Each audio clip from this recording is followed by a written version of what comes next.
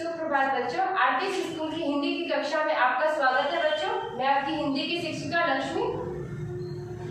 आज हम लोग परीक्षा से संबंधित कुछ करने वाले हैं, व्याकरण पाठ करने वाले हैं बच्चों। व्याकरण में आज हम लोग निबंध लेखन देखेंगे, क्योंकि आपकी परीक्षा में आने वाली है, तो आप लोगों को थोड़ा इसका अनुभव होना चाहिए, थोड़ा अभ्यास होना चाहिए कि निबंध को हम लोगों को किस क्रम शैली में लिखना है, उसका तरीका क्या होता है। ठीक है बच्चों, तो परीक्षा में आपके आने वाले हैं 10 मार्क्स के निबंध आने वाले हैं, तो इसको ध्यान से आप लोग देख लीजिए। आपके पुस्तक में जो पाठ लिखा होगा उसको आप लोग लिख लीजिएगा। चलिए, निबंध किसे कहते हैं। सबसे पहले आप लोग किसी विषय पर निबंध लिखते हैं तो सबसे पहले आपके मस्तिष्क में जो आना चाहिए वो सबसे अच्छा एक, जैसे हम लोग किसी चीज की भूमिका लिखते हैं ना, तो भूमिका हमारा ऐसा होना चाहिए कि उस जिस विषय पर लिखने जा रहे हैं उससे पूरा मिलता जुलता। उस भूमिका में हम लोग उस विषय के बारे में इस प्रकार से लिखे कि पूरा निबंध पढ़ने पर भी हम लोगों को वो ना समझ में आए, जो भूमिका समझकर अच्छे से आना चाहिए। ठीक है, तो निबंध लिखने से पहले हम लोगों को किन किन बातों का ध्यान देना है, 3 बातों का विशेष रूप से ध्यान देना है। भूमिका, विस्तार और उपसंहार।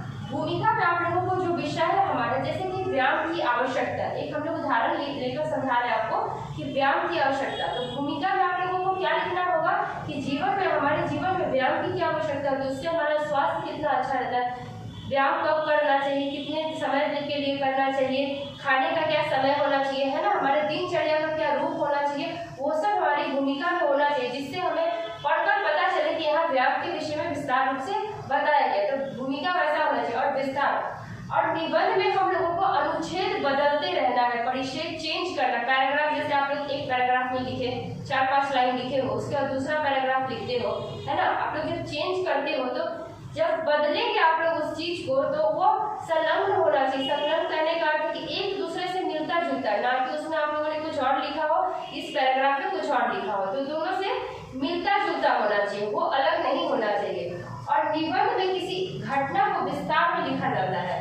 जैसे कि हम लोग कभी निबंध लिखते हैं तो आप लोग देखते होंगे 1-2 पन्ने का हो जाता है निबंध। क्यों हो जाता है? क्योंकि निबंध विस्तार रूप में लिखा जाता है, अधिक से अधिक शब्दों को आप लोगों का प्रयोग करना है।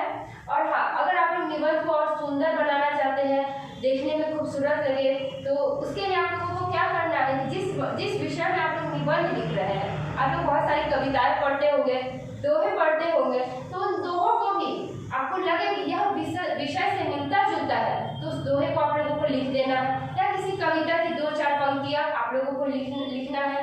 कोई ऐसे मुहावरे, है ना, लोकोक्तियां जो हमें अच्छी लगती है, पढ़ के हम लोगों को लगता है कि यह इस विषय से मिलता जुलता है, आप लोग मुहावरे का भी प्रयोग कर सकते हैं। इससे क्या होता है कि निबंध और अच्छा रूप से उभर कर आता है। ठीक है, और क्या करना है आप लोगों को, जब आप लोग निष्कर्ष लिखेंगे, निष्कर्ष कहने का अर्थ अंतिम में जो 4-5 लाइन आप लोगों को लिखना है, तो 1-2 शब्द के लिए छोड़ के उसके बाद शुरुआत करनी है। तो जो निष्कर्ष लिखेंगे, निष्कर्ष में क्या होना चाहिए, पूरे निबंध का निचोड़ होना चाहिए। निचोड़ कहने का अर्थ है कि आप लोगों को उसमें उद्देश्य भी डालना है। जैसे किसी नकारात्मक विषय के बारे में हम लोग सुनते हैं ना, तो हम लोग कैसी अपनी प्रतिक्रिया व्यक्त करते हैं कि नहीं, ऐसा नहीं होना चाहिए। सकारात्मक सुनते हैं तो सकारात्मक प्रतिक्रिया होती है ना, तो जैसा आपका विषय होना चाहिए, तो आप उस विषय में क्या सुधार करना चाहते हैं और उसमें क्या गलतियां हुई है, वो आप लोगों को निष्कर्ष में डालना है। ठीक है बच्चों, तो ये आप लोग अच्छे से समझ लिए होंगे। निबंध आप लोग अभी फिलहाल के लिए, क्योंकि अभी परीक्षा सर पर है, तो आप लोगों को इतना समझना है, और इसी को सोचकर आप लोग लिखेंगे तो बहुत अच्छे नंबर आपके आने वाले हैं और बहुत अच्छे से आप लोग लिखेंगे इसको। आप लोग भाषा की सरलता पे ध्यान दीजिएगा, ज्यादा कठिन नहीं होना चाहिए, ऐसा होना चाहिए कि जो हम भी समझे और आप भी समझे। ठीक है, और स्पष्ट होना चाहिए, राइटिंग सबकी बहुत ही खूबसूरत होनी चाहिए। और अनुच्छेद भी आने वाली है आपकी परीक्षा में, अनुच्छेद लेखन।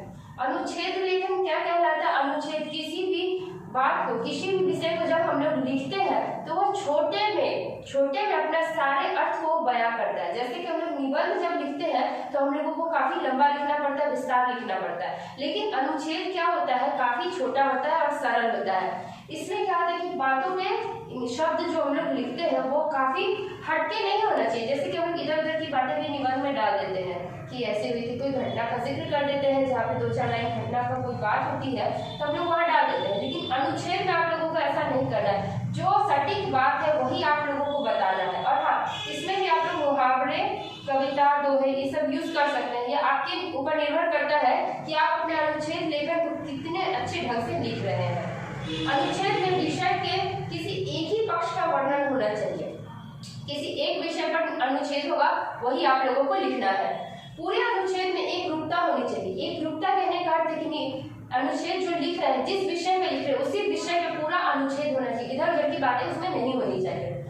शब्द सीमा को ध्यान में रखकर ही अनुच्छेद लिखते हैं। जैसे कि निबंध लिखते थे, ये विस्तार रूप में लिखते हैं, और ये संक्षिप्त कह सकते हैं आप लोग कि इसको ज्यादा बड़ा हम लोग नहीं लिखते हैं। कम शब्दों में संख्या के हिसाब से, जैसे हमारे परीक्षा में जितने मार्क्स आने वाले हैं, जितनी संख्या उसके हिसाब से ही हम लोग अनुच्छेद लिखते हैं। चौथा नंबर है भाषा सरल, स्पष्ट और प्रभावशाली होनी चाहिए। प्रभावशाली कहने का अर्थ है कि आप जो लिख रहे हैं, आपके जो शब्द है दूसरे पढ़कर उससे प्रभावित हो सके। जैसे कि मैं आपकी कॉपी चेक करने वाली हूँ, मैं चेक करूँगी तो मैं सोचूंगी कि आपके शब्द इतने खूबसूरत होने चाहिए कि मुझ पर प्रभाव डाल सके, मैं भी याद कर सकूँ कि हाँ आप लोगों ने इतने अच्छे ढंग से परीक्षा में लिखा था। ठीक है बच्चों, तो ये सब आप लोगों को ध्यान रखना है। अच्छे से आप लोग परीक्षा दीजिएगा। धन्यवाद बच्चों।